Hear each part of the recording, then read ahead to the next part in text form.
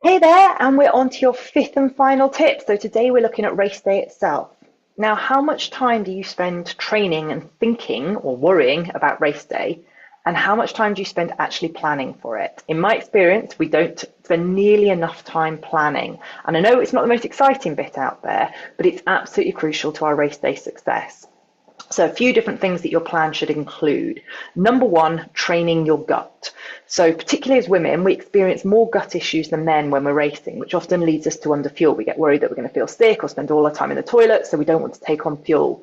But for any race that's over about an hour, you need to take on energy. Otherwise, you're going to risk bonking or just running out of energy and feeling really crap. You can massively reduce your chances of stomach issues on the day by using your long training sessions to also train your gut.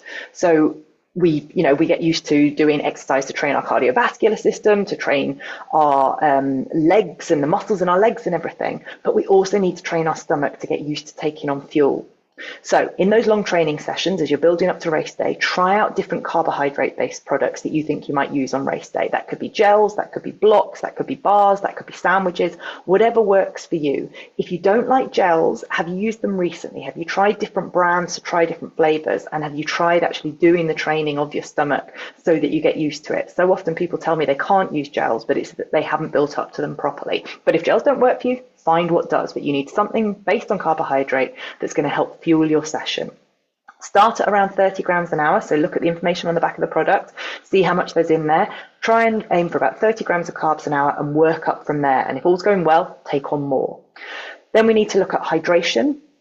So we need to make sure we're getting enough liquid, but we also need to make sure we're getting in enough electrolytes so that we're not becoming, so that the liquid in our body isn't becoming too diluted by just drinking water. So we need the electrolytes, the salts, whether you take them in a capsule form, whether you dissolve them into water.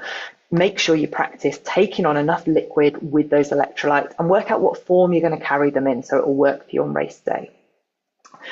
You need to train your pacing. So have a pacing plan. What pace can you maintain through the whole race? For most of us, unless we're doing any sort of cycle racing, which is in a group or whatever, it's not the most important thing is constant effort. We're not having to ride with a bunch or whatever. We're in control of our speed, or unless we're doing a sprint drafting race.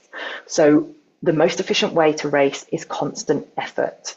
So avoid going out too fast and then running out of steam. Avoid going too fast or too much effort as you go up the hills. So aim for constant effort. If we go too fast at the beginning, we're going to end up slower overall, and it's really demotivating when people start overtaking us. So learn what effort you can sustain by testing it in training. Know if you're going to be measuring that based on heart rate, on power, or on pace. But again, bear in mind pace. We don't want constant effort. If we don't want constant pace, we want constant effort.